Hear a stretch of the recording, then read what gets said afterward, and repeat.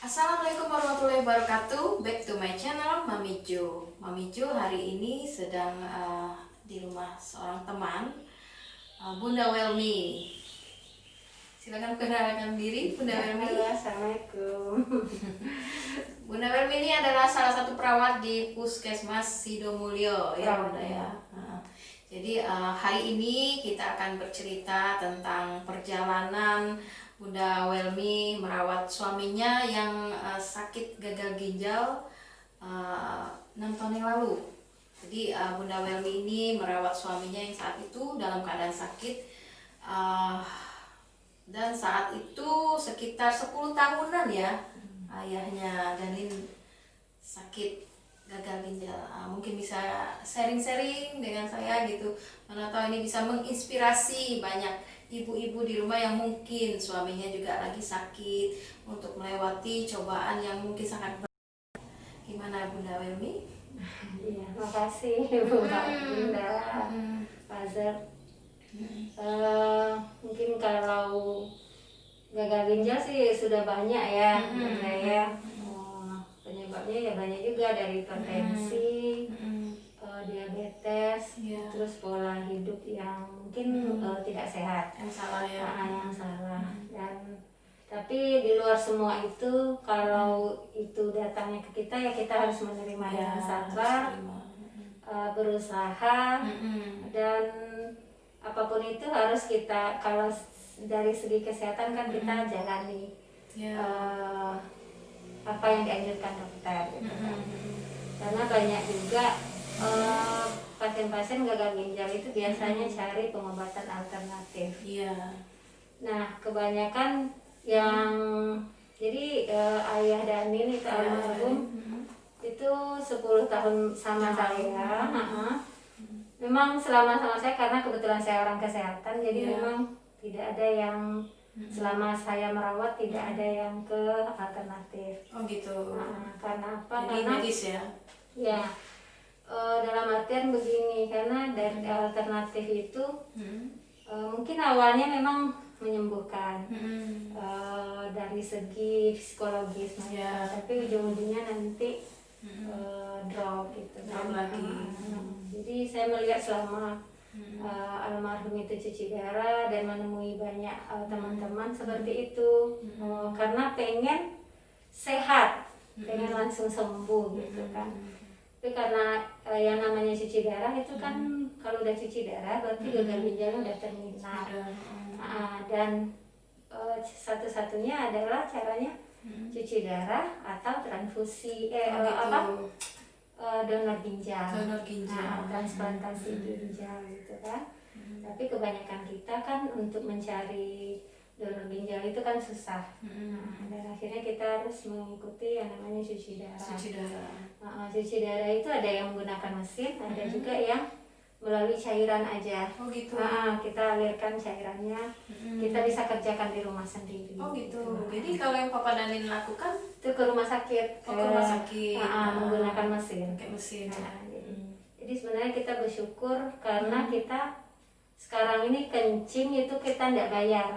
Oh gitu.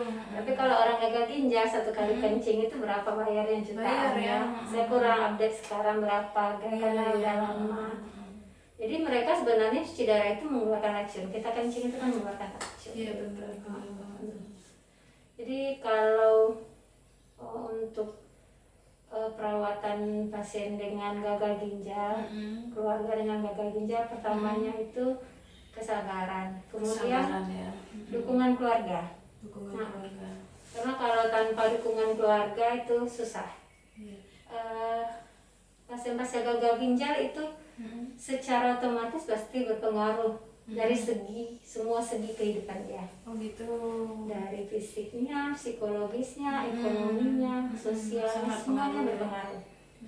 Dan kita kalau pasangan suami yang kena, itu otomatis kita akan jadi tulang punggung. Karena kan bisa bekerja, tapi tidak bisa seperti biasa. Nggak normal seperti orang biasa. Jadi awal pertama kena itu gimana Mama Danin sebagai istri itu, gimana, shock atau gimana? Atau apa yang dilakukan gitu? Sama kebanyakan orang pastinya ya. Tapi saya punya, ya agama kita kan mengajarkan apa yang ditimpakan ke kita pasti kita bisa menghadapinya gitu. Intinya di saat kita menemui masalah tersebut ya kita harus yakin, berprasangka baik kepada Allah gitu. Mungkin ini cara kita, ya bagi saya mungkin cara Allah mengasihi saya untuk kesabaran, meningkatkan derajat kita. Bagi almarhum mungkin caranya Allah untuk mengasih kesempatan untuk mungkin ada dosa-dosanya bisa terhapus dengan seperti itu. Benar ya juga ya. Jadi di awal pas dengar kabar itu kan kebanyakan orang kan pasti shock dan bingung gitu kan. Nah, terus pencetus awalnya gagal ginjal itu apa ya Madaninya? Kalau papanya Nadine kemarin? Kalau dari ceritanya almarhum, dia waktu kecil itu pernah infeksi, kemudian waktu itu tuh dianjurkan untuk operasi. Alat kelamin, dia hipospadi istilahnya. Hipospadi ya. Kemudian konsultasi ke ini kan kebetulan almarhum ayahnya kan kerja di Pertamina. Konsultasi ke sana terus pernah ke rumah sakit di Singapura, pergi waktu itu. Nah, rumah sakit Singapura itu menganjurkan untuk dioperasi. Karena kalau nggak dioperasi nanti ujung-ujungnya gagal ginjal, udah diperingati sih waktu itu. Cuma namanya orang Indonesia kan karena normal aja yang nggak masalah gitu kan. Ya jadi nggak dioperasi waktu itu. Gitu. Jadi karena kalau hipospadi itu itu apa ya? Saluran kencingnya itu pendek. Gitu. Nah, jadi dia kuman kalau masuk cepat. Itu menyerang organ ginjal. Laki-laki aja? Iya, kalau istilah hipospadi untuk laki-laki. Gitu. Makanya dia langsung menyerang ginjal ya dari. Tapi mungkin ditambah pola hidup yang lain mungkin. Itu pencetus awalnya kan. Itu dari masa sakit itu sampai akhirnya di vonis gagal ginjal itu berapa lama kan waktunya? Kalau almarhum awalnya itu dia demam, meriang gitu, panas-panas, mual gitu kan, ya nggak lama sih. Karena memang kan kalau yang penyebabnya dari hipertensi, DM itu kan memang ada tahapan ceknya, urium, kreatinin gitu kan, cek labornya.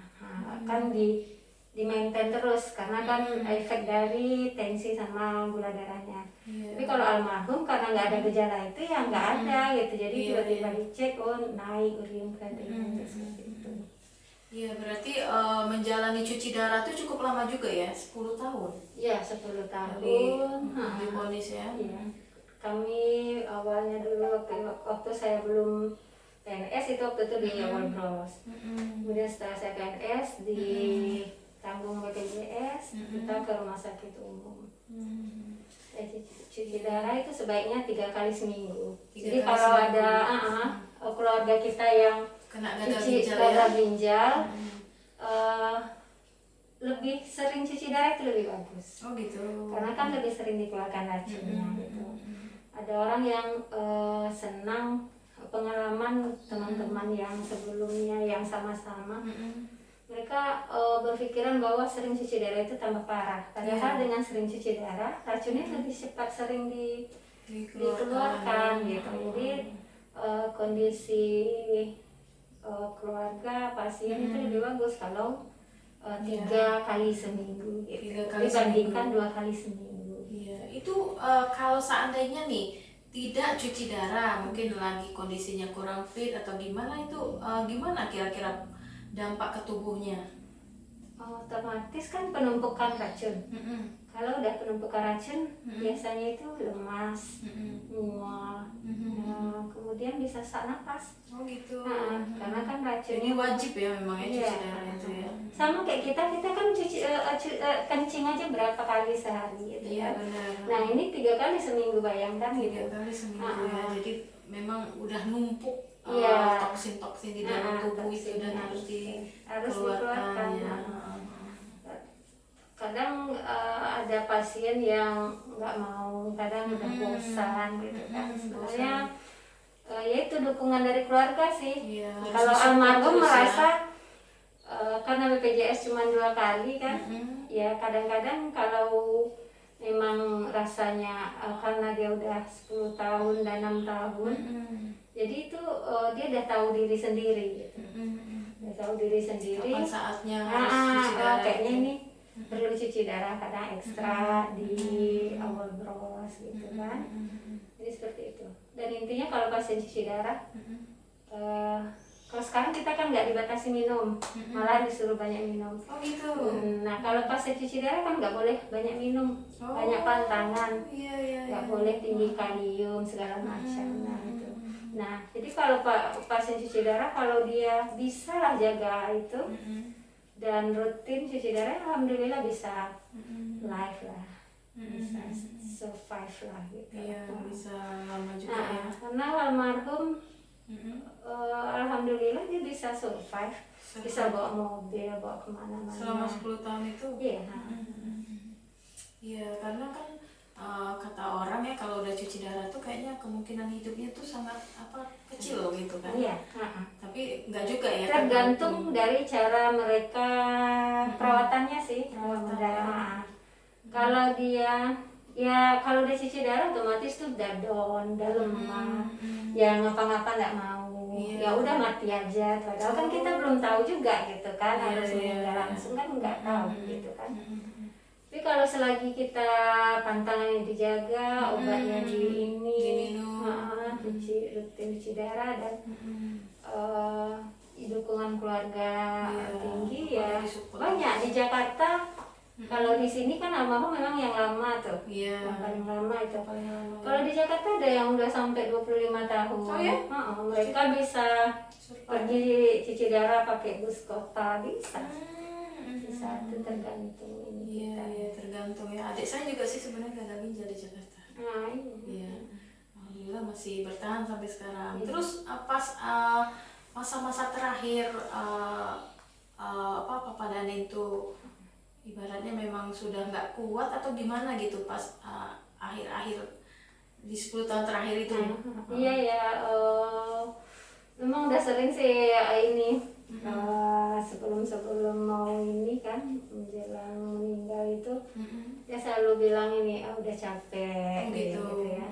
Mungkin karena saya yang udah lama ya mungkin kita kan nggak tahu memang masanya dipanggil gitu kan.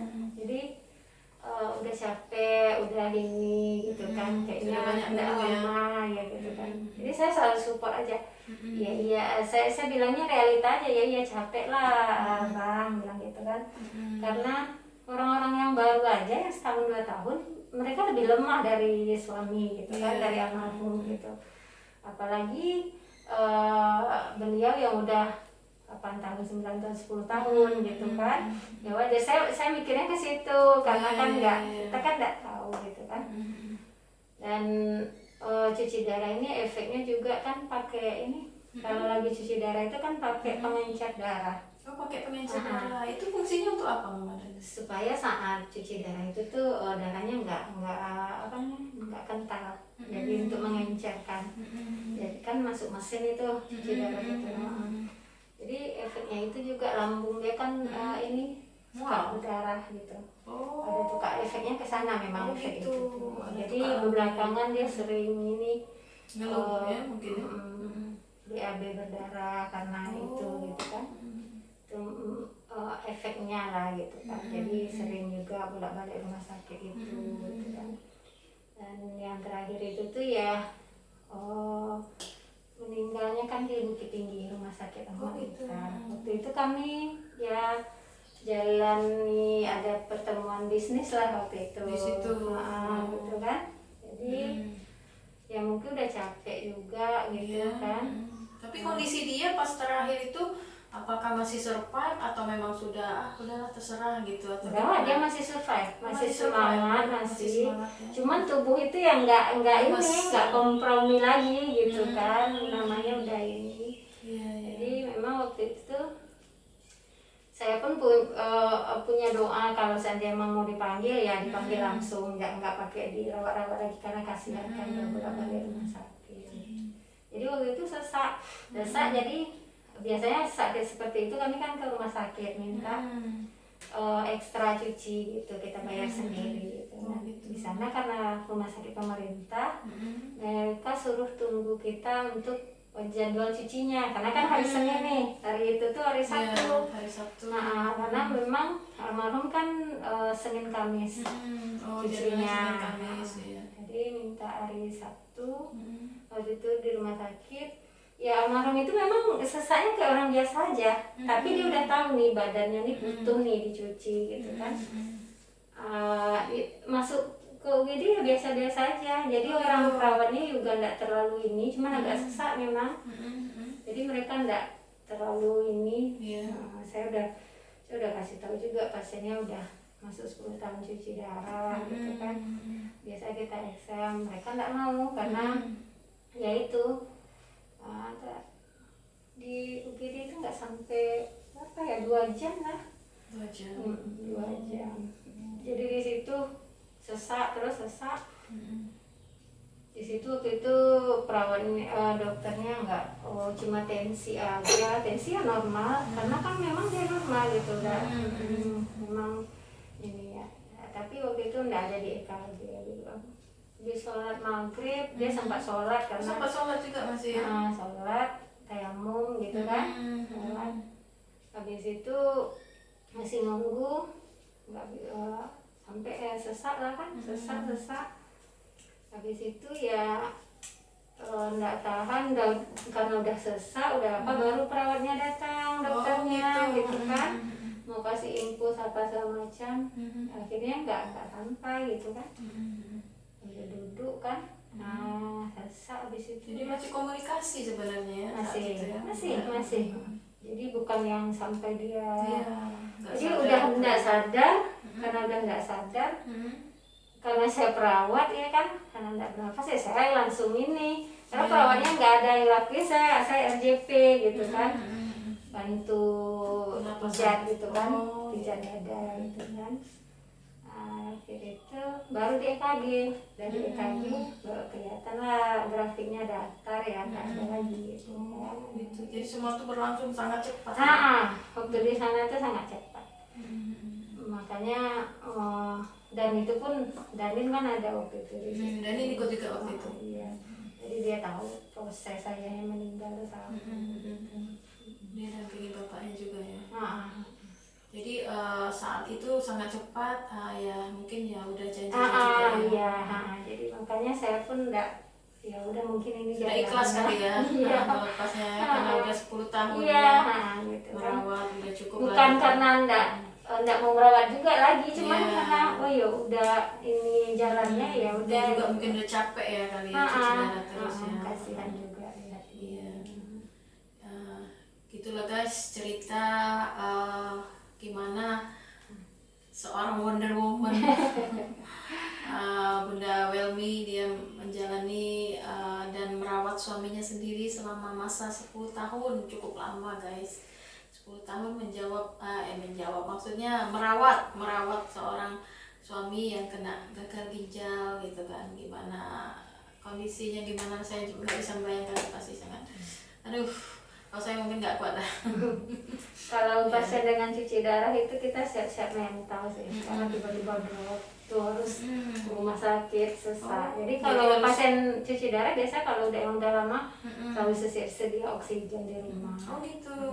Jadi pertolongan pertama pakai oksigen. Iya, jadi ada masa-masanya dia ngedrop ya. Iya, ada masa-masanya ngedrop. Jadi tiba-tiba mungkin drop, langsung cuci darah, langsung apa. Jadi udah mentalnya udah seperti itulah. Ya. Seperti itu ya. Iya. Emergensinya. Jadi kebetulan Bunda Welmy juga seorang perawat ya, udah biasa merawat orang sakit gitu. Tapi ya tetap aja ya namanya manusia ya, ada masanya juga gimana gitu, lemah atau sedih juga kan, mengalami masa 10 tahun bukannya sebentar, itu lama banget gitu kan merawat seorang suami yang lagi sakit. Mungkin Bunda Welmy ada apa suatu apa ya, maksudnya pencerahan kali ya, pencerahan untuk ibu-ibu yang ada di rumah, atau untuk memotivasi ibu-ibu yang ada di rumah, atau suami-suami yang ada di rumah yang istrinya atau keluarganya lagi sakit gagal ginjal, biar tetap survive. Ya, intinya yang pertama, apapun yang diberikan kepada kita itu pasti kita mampu menghadapinya, ikhlas, kemudian berbaik sangka pada Allah, kemudian lakukan apa yang dianjurkan sama dokter gitu kan. Dan terlebih lagi dengan cuci darah, baik suami atau istri yang terkena pasti menimbulkan dampak bagi kehidupan di rumah tangga, psikologis ya. Nah, secara psikologis. Tapi seandainya kita mencintai kekurangan mereka, itu menjadikan kita lebih kuat. Karena kalau mencintai kelebihan udah pasti, tapi saat kita mencintai kelebihannya, itu menjadikan motivasi kita untuk tetap bersabar. Dan sampai sekarang juga belum ada penggantinya. Masih menikmati masa-masa. Banyak kenangan indah juga ya. Iya. Banyak kenangan indah sama Papa Danin ya. Oke lah guys, sampai di sini dulu kisah inspiratif kita kali ini. Terima kasih udah menonton channel YouTube Mami Jo. Tonton terus dan support terus channel YouTube Mami Jo. Terima kasih. Thanks for watching. Bye.